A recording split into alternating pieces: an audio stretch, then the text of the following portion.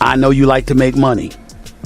You're never going to stop making money. Very, very few people on the planet know how to make money like you know how to make money. But some of this stuff has got to stop. Which is why I sit here with sadness today to report to you that I'm incredibly disappointed in one of my all-time favorite fighters, my brother, Floyd Money Mayweather. The iconic money mask isn't just slipping.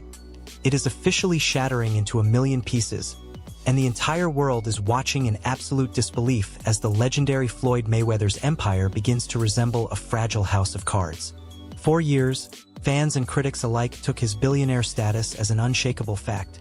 But now, ESPN's heavy-hitting commentator Stephen A. Smith has stepped into the ring to expose what he describes as desperate, calculated attempts by Mayweather to scam his way out of a looming... That money to the IRS, how much does he owe?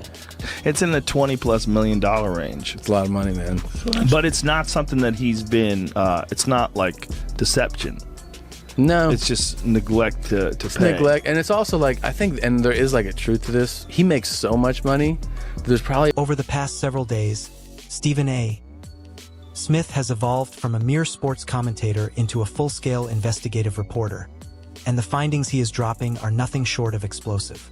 What makes his claims so terrifying for the Mayweather camp is that Smith insists he is privy to this sensitive, high-level information because he has inside men embedded directly within Floyd's inner circle.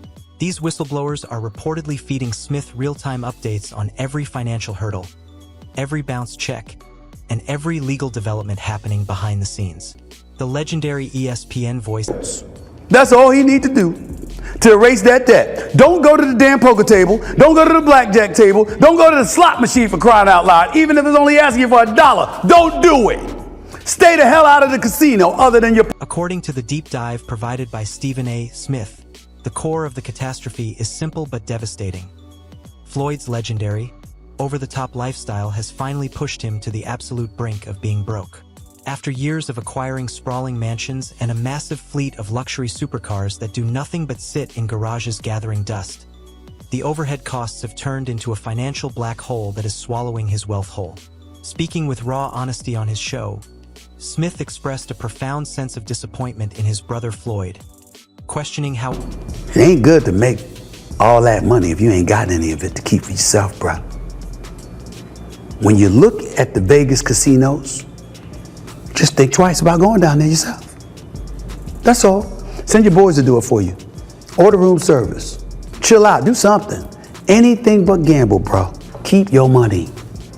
Because as great as you are, I got news for you. The allegations take an even more sinister turn as Smith breaks down exactly how Mayweather has allegedly been fending off a total bankruptcy filing by using fake investments as psychological and financial leverage. The claim is that Floyd is manufacturing phantom business deals to trick financial institutions into granting him massive loans and contracts, essentially using smoke and mirrors just to keep the lights on in his various properties. However, this high-stakes shell game was recently exposed. What I do know, which is where my disappointment comes from. When you are as great as Floyd Money Mayweather, everybody doesn't deserve to be in your space. The report paints a picture of a man in constant survival mode, searching for increasingly elaborate and risky schemes to bail himself out of this deep financial trench. He has reportedly spent at such a reckless rate that the money has refused to come out of him, meaning his traditional, reliable revenue streams have completely dried up. Every time Floyd announces a glamorous new investment on social media, insiders claim it is merely a front, a shiny distraction designed to lure in new partners and maintain his image as a high roller.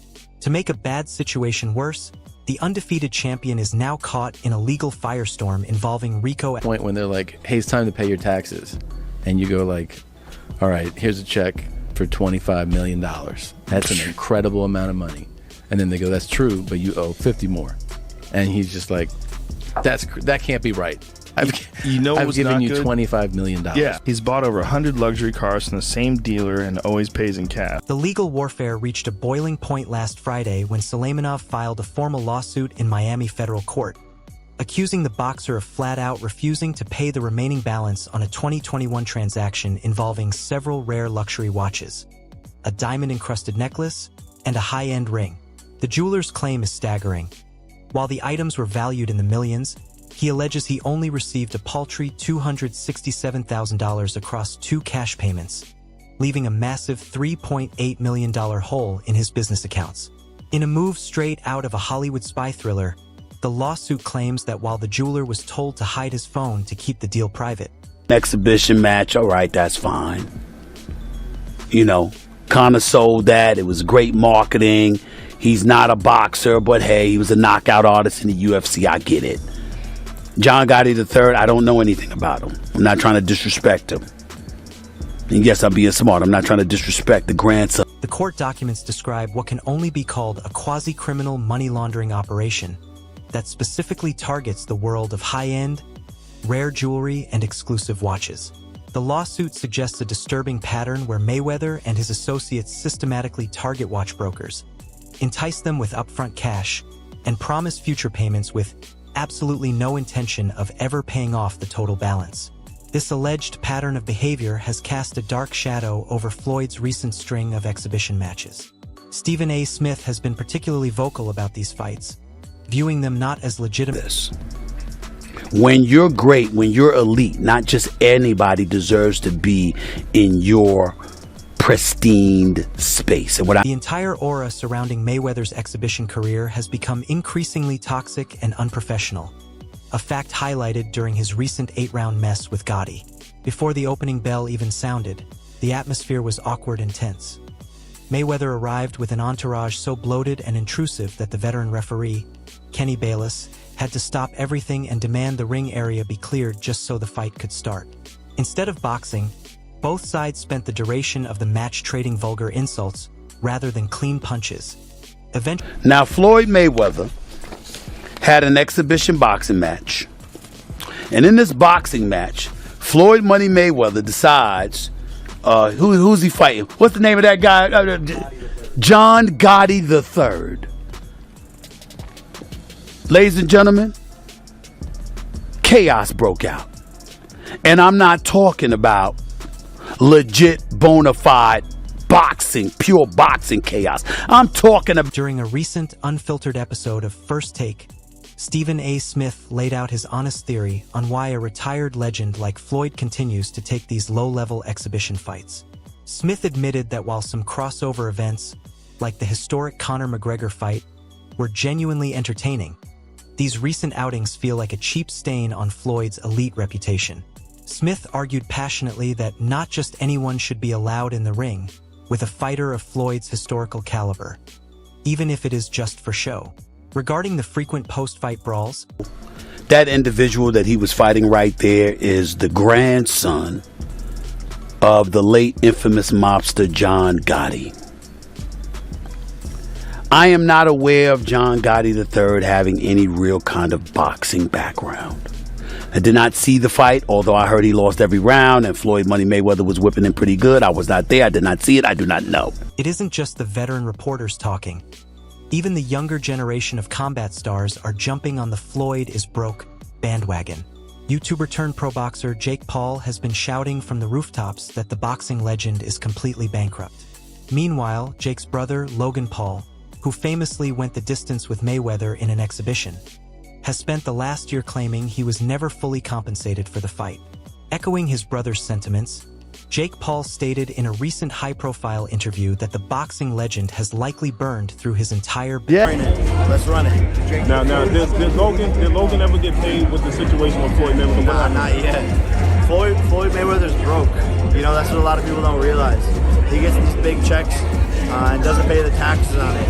And then the IRS comes hunting him down later. He owes a lot of people I know money, and Logan's deep down on that list. These stinging comments surfaced shortly after Logan Paul took to Instagram on the 1-year anniversary of their fight to take a massive public swipe at Mayweather. Logan's post was dripping with sarcasm. 1 year ago today, I stepped into the ring with Floyd Mayweather. He's hard to beat, but he's even harder to actually get a check from. Who should I fight next? According to reports, Mayweather was His primary strategy for fighting the bankruptcy rumors has been to announce massive financial moves that some critics claim are totally fabricated. Recently, he attempted to silence the doubters by announcing a supposed $42 million investment, hoping to prove that his retirement hasn't slowed his earning power.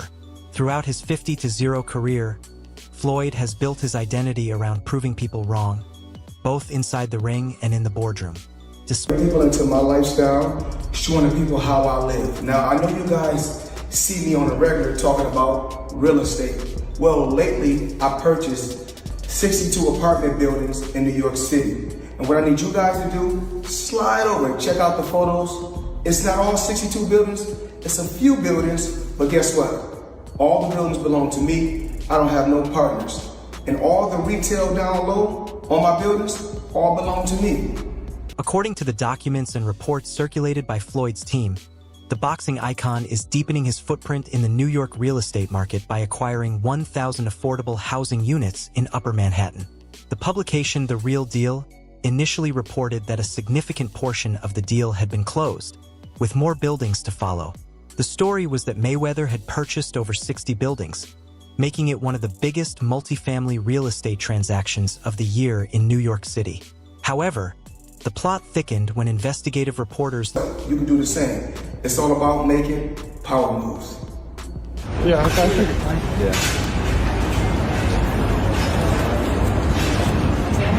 And I'm pointing like this because all of them, we're in New York City right now. We're in Manhattan. That's what we do. Come on.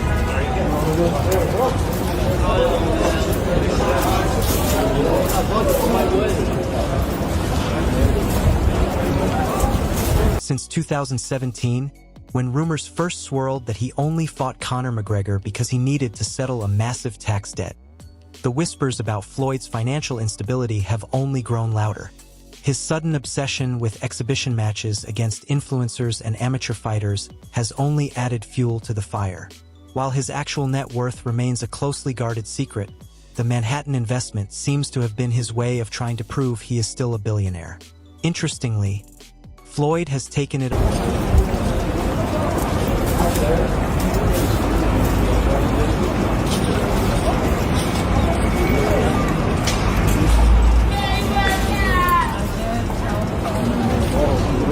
The meeting between Mayweather and the promoter started with tension but took an unexpected turn into humor.